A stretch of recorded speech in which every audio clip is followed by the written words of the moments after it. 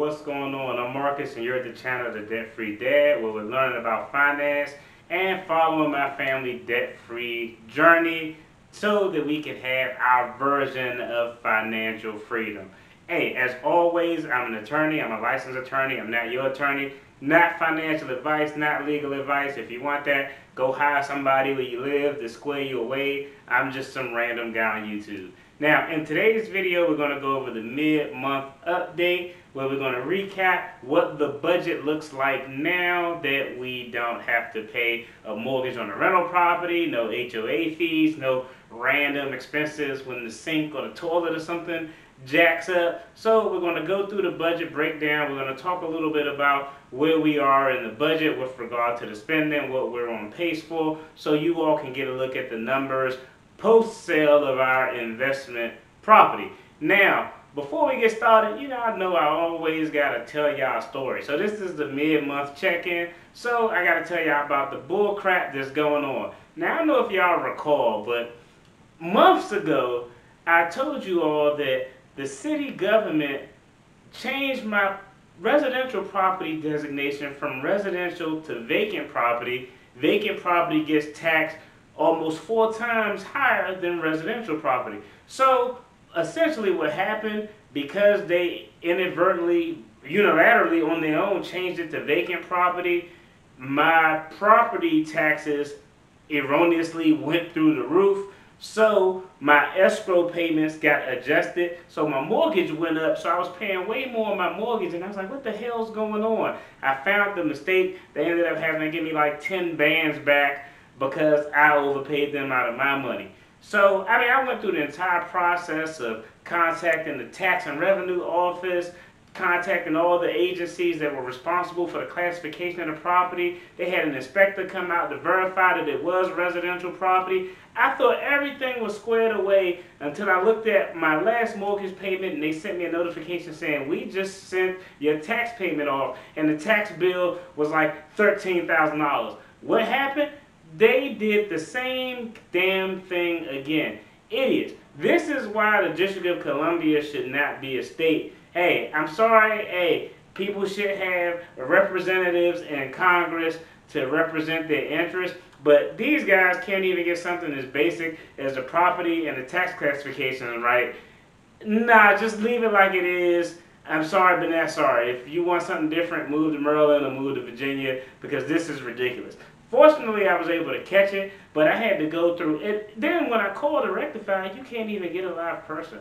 I literally had to call my guy, my city councilman, someone I know, so he can get someone from his office to get on it, because I'm trying to avoid my mortgage payment going up an extra $8,000 or $1,000 because of an error and then having to get reimbursed. So fortunately, he was able to get things squared away. It's working. Hopefully, I can get everything squared away before they erroneously increase my mortgage payment. But yeah, I'm through with this city. This city is the worst run thing I've ever seen in my life.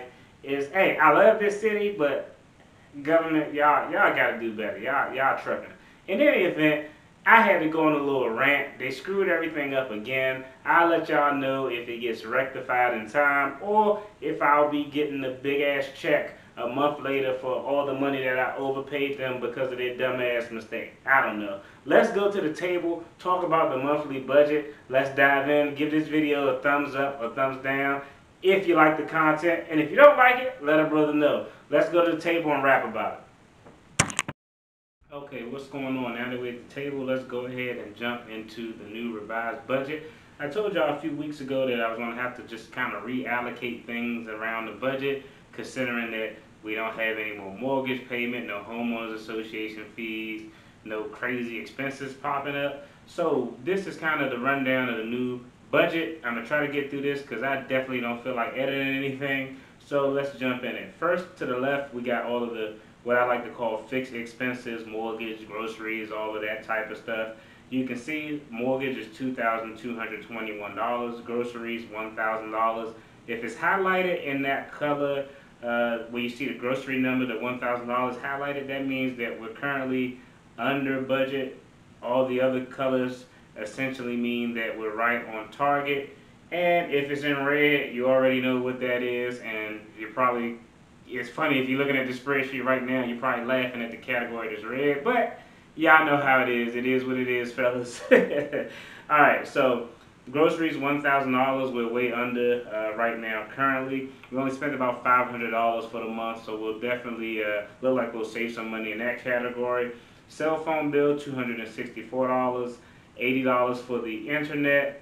We have electric bill, $263 and some change, which is relatively high. It'll probably go down as the temperature cools because you don't have to run 2 air conditions in the entire house, and the kids aren't here, so we don't got to run everything to accommodate the room where they're at. So that'll probably go down in the coming months. Cleaning, $200 a month. We did start the cleaning back up since we got rid of some debt and had a little bit more wiggle room. And I know my wife enjoys it, so it gives her more time to do whatever it is she want to do. So that $200 is worth her being happy and my peace of mind. Alright, next is the water bill, $117.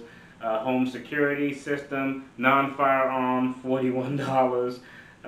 Water delivery, we get Ready Fresh water delivery. That runs us about $60 a month.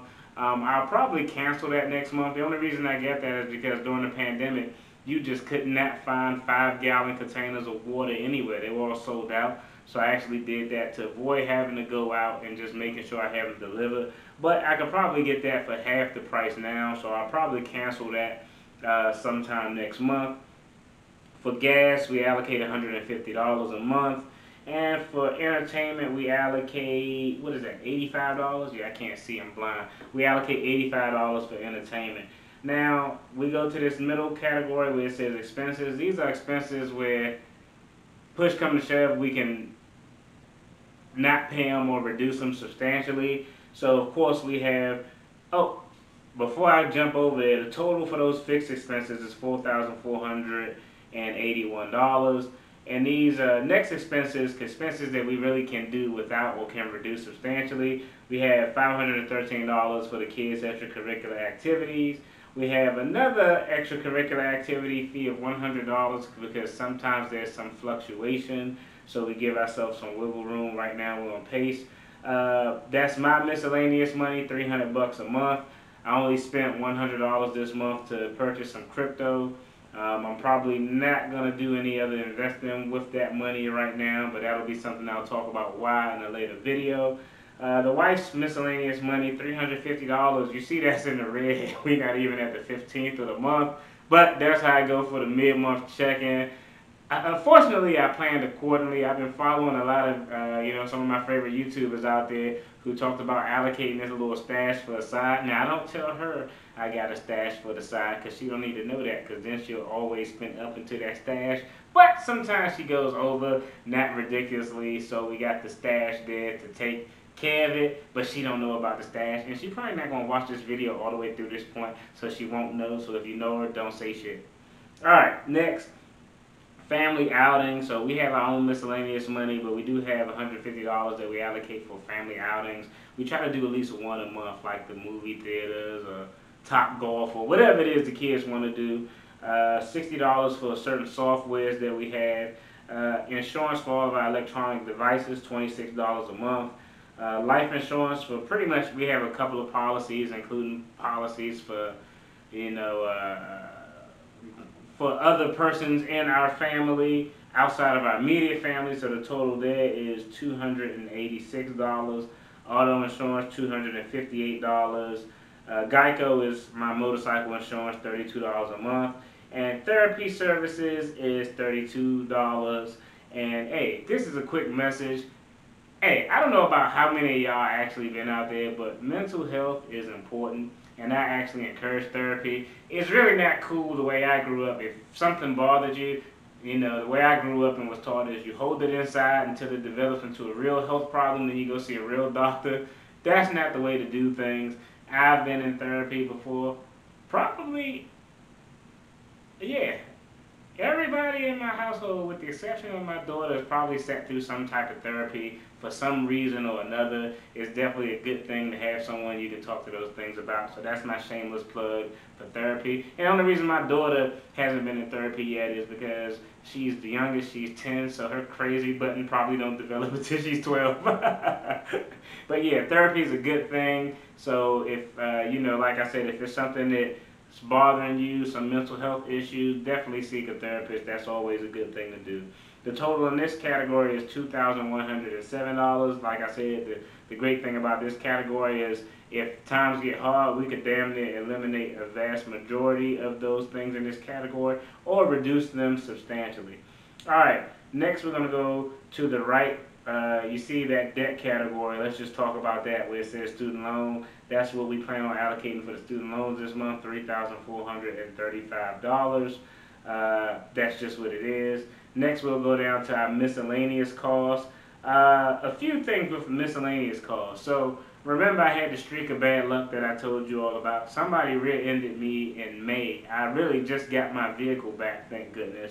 But I had to pay a $500 deductible for that. Then, literally a week later, when I had the rental vehicle, somebody bumped me in the parking garage and scratched that. So I had to pay a $500 deductible for that. So that was $1,000. Fortunately, the rear ending was not my fault, so I got refunded that deductible. So that was $450 that I had to pay. Now, the reason we got the $750 is because certain persons, most likely me, but it was a shared experience, accumulated some traffic, speeding tickets, camera tickets, they all over the place, they suck ass. So that accounts for that $300. So $500 deductible that I had to pay for when someone bumped me in a parking garage. I got reimbursed the deductible for when I was rear-ended because it wasn't my fault. And $300 in citations for traffic camera citations for speeding since May. So we average about one a month. It was terrible because I guess I probably should slow down, but they moved a lot of the traffic cameras. Normally I know where they was at, but I didn't update my map system to pick up all the new ones, so I was bugging. But yeah, that's what that is. $750 in deductibles.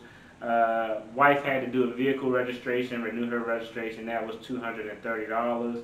So the total that we have there is $980. Remember, that's $980 that we typically won't see if I slow down and vehicle registration doesn't occur too often.